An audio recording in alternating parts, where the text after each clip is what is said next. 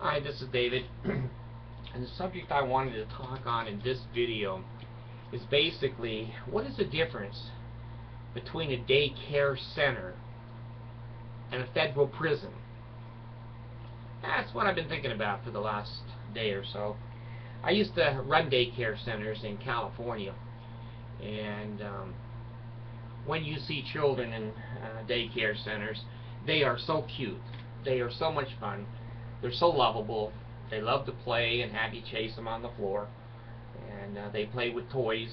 And they're just delightful human beings. I've also, I've never been in prison, but I've gone inside a prison. Most of you probably say, he probably knows the prison system pretty well. At least the Mormons think that. And the kind of individuals that are there are, generally speaking, angry, upset, people who have vengeance in their mind and getting even, and I'm not guilty. We know that there's some of them in there that aren't guilty and didn't commit the crime with some of the new DNA studies that have gone on. But overall, the general population on the outside believes it's kind of hard to get into a prison unless you've done something. Whether that's true or not, I don't know, but I'm just speaking for the general population, which they've given me authority to do. Here's the principle.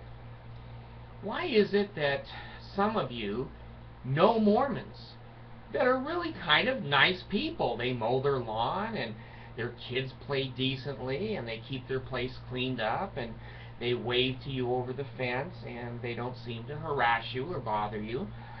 When you talk to them, they seem to be bright. They seem to be good citizens. They vote. They're always on a committee, the neighborhood watch committee, or they sometimes invite you to a ward function. And you go there, and people shake your hand and pat you on the back. And I mean, it's like an invitation and a welcome from beyond. I mean, they really fellowship and treat you kindly. And many of you, and me, I thought, gee, these must be pretty good people. The way they treat me is kind of really nice. On the outside of the Mormon church, a lot of people don't treat you this well. So people will join, and people will become part of that cult. Now, what happens that changes these daycare centers, sweet, loving, wonderful people, into federal prisoners? It's about 20 years, 25 years, okay? Here's what I've observed, is that when you go in, it's fun. It's cool, especially if you have a boring life. You know what to say, what to do, what underwear to wear, what to eat, where to be, and what to think. And you're part of an organization that is bigger than yourself, which makes you feel powerful. Well, that's why many of you who meet Mormons go, hey, you know, they ain't bad people. Well, give them 20, 25 years. Mormonism is like a slow poison. You don't get any effects the first few years. You get to be the president and the counselor and the man you never were, that you didn't go to college, that you never thought people would be in an audience to listen to you, and you get to wear a suit all the time like the big people in American society. And the women think you're just spiritual. They just think you walk on water. So for the first 3-5 years there, you're pretty comfortable, and you're glad you're in that organization. And you get to go to potluck dinners, and too many of you are just way too young to remember the golden green balls. Those were the dances that the church put on, and the Christmas dance, and the Thanksgiving, and the Valentine's dance, and the potluck dinners. And oh God, in Ojai we had corn and watermelon day. Who the hell wouldn't want to go to corn and watermelon day? And we put up our own float in the Ojai 4th of July parade, and we always won first place. And that made you feel proud, you know. You see your picture there in the paper, and you're part of that. Well, you got to give the poison some time to work. Pretty soon, you realize that taking 10% of your income and giving it to someone who doesn't account for it is a bitch. Your kids need braces. You'd like to have a nicer car. Your car's on empty most of the time, and you've got bald tires on your car, and you're going, hell, that 10% is a lot of money. Then they're banging you up for the missionary fund, the building fund. Those were in the old days. Nowadays, it's tithing and the oh God, what's the fund? The charity fund where they help people all over. Anyway, as you get older, the poison starts to work. Now, your wife has had 62 children, and her ass is so big you can't get it in a bucket seat. A seat belt extender is needed. And when you hit a 18-wheeler truck, she deflates the airbag as it's coming out. And you're going, holy shit, she was a cheerleader and wonderful and beautiful. I wonder if the 60 kids had anything to do with it. Well, pretty soon you're at work and you're still wearing a suit, and you're saying, well, gee, I'm one of God's people, and I've been to the temple, and I'm anointed to be a king and a god. A king and a god should have more money. So you start cheating on your income taxes. And basically your friend comes to your house and says, hey, I bought this bottle of whatever, and you can buy it now for $36, and if you sell it to 9 of your friends, you get it for free. So Mr. Ponzi is born. And with many Mormons, they're going, gosh, I've been sexually inhibited for 20 years. The general wants a little bit of outside activity. So pretty soon, you're a senator, or who was it? It was the representative in Salt Lake City who was in the hot tub with a 15-year-old naked. His wife and kids didn't think much of that, and the girl's parents didn't think much of that, but he goes, I'm a god, and if Joseph can screw whatever moves, so can I. Well, pretty soon, you're buying food storage, and it's rotting on you. Pretty soon, you're buying garments and going, hell, these are so hot in the summer, I'm sweating my ass off, I can't go anyplace, I can't do anything, my wife can't wear anything that's kind of cute, and at night I got to sleep with Joseph Smith between me and my wife. Now, the poison is starting to work. Now, they still pat you on the back and they still shake your hand, but they will steal your heart and steal your spirit. And if you don't conform, because this guy now has become the bishop, he has power over you and your family. And pretty soon your wife goes into him and starts complaining about being in the hot tub. And you go, she's got no right to go in there and say that. But now the bishop comes out against you, and now there's family quarrels. You're sitting in sacrament meeting, and Cheerios used to work with the kids, but now they're on their iPods and their what are their phones? Their smartphones, and you know, you can't control that. And they're listening with their headphones, and you're going, Jesus, I look like a fool with all these 92 kids on a bench. We used to take up a whole bench. You know, I told you I have 14 kids. They weren't all born at the same time. But anyway, this poison has slowly leaked into the Mormon's life. Now they're judgmental. Now they're hateful. Now they're vengeful, because anybody that says the truth about their organization has insulted them.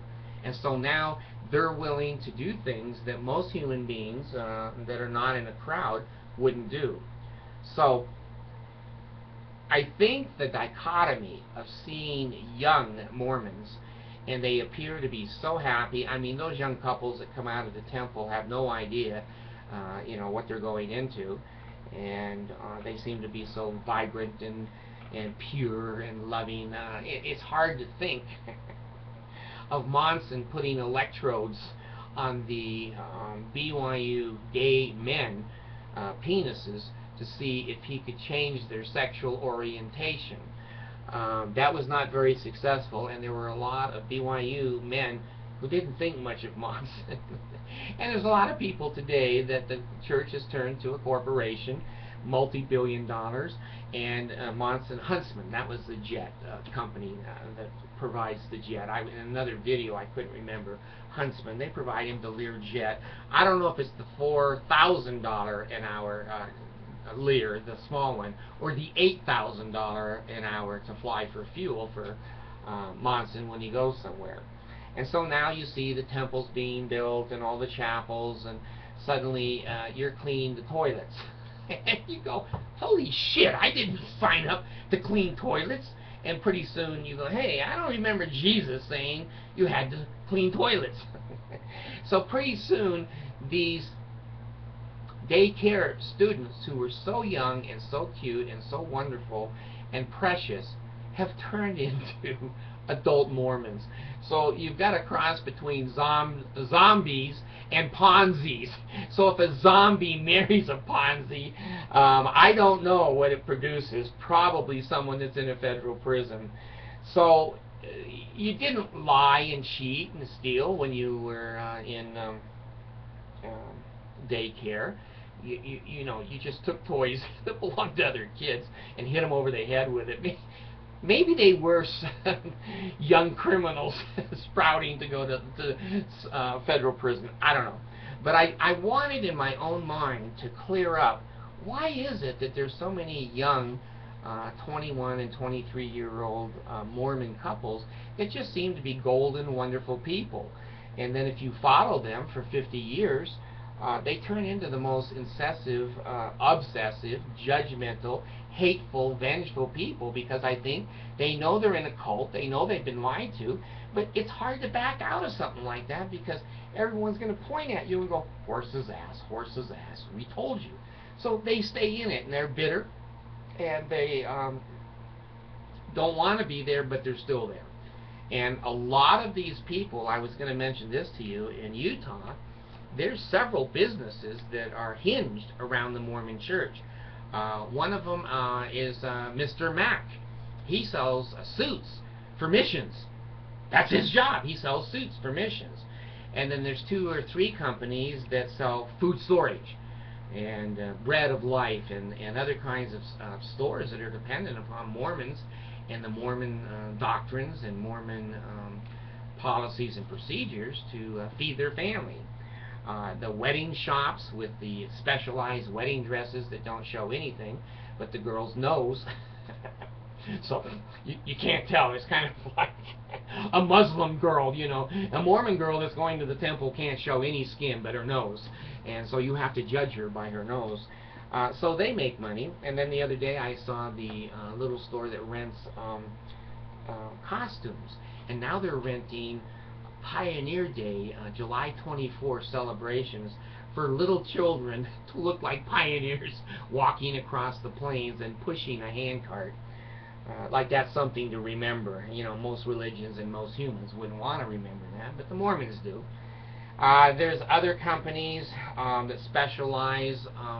I remember Losi in Utah County when I was at BYU. They really specialized a lot in wedding rings for people that were getting married, and certainly photograph companies that photograph you coming out of the temple and then selling to you 900 pictures of you, walking through the temple halls. So there's a lot of businesses that employ a lot of people in the state of Utah that center around the Mormon religion. So if you're working in one of those organizations and you say, I don't believe it anymore, you're unemployed. And in Utah, if you're unemployed, it's very difficult to get a job unless you're a Mormon. And they ask questions which are quasi-illegal. You can't say to a girl, in fact, they did say, I remember my second wife who worked for Jones Paint and Glass. Sue me, I don't care. Harold B. Jones is dead, but she said that she was asked by Harold when she was being interviewed that she is not going to get married because he didn't want her leaving his company. That's illegal today. And but Mormons get around it. They'll interview you and they'll say something like, well, what do you think of children? And that's not illegal. That's not a question. It's technically, if you said, are you going to have children, or do you have children that's going to have you missing our company and your work schedule, that's illegal. But the Mormons have a way of communicating. And a lot of times they'll look and see if you're wearing temple garments. Now you're in. If you're not wearing temple garments, no matter how qualified you are, you're not going to get in. So these people that are centered around Mormonism are not going to leave the church. Their job, their livelihood, their family, their self-esteem, their pride is all wrapped up in that cult. So that's why you see some really hardcore people that are not going to leave no matter what the evidence is. But if you want to know what the difference between a daycare center and a federal prison is, you can spell it 25 years in the Mormon church. A lot of those daycare kids are going to end up in prison or on the other side of society, because the Mormon church is a slow poison. You don't see it right away, but after 25 or 30 years you begin to see the effects. Thank you.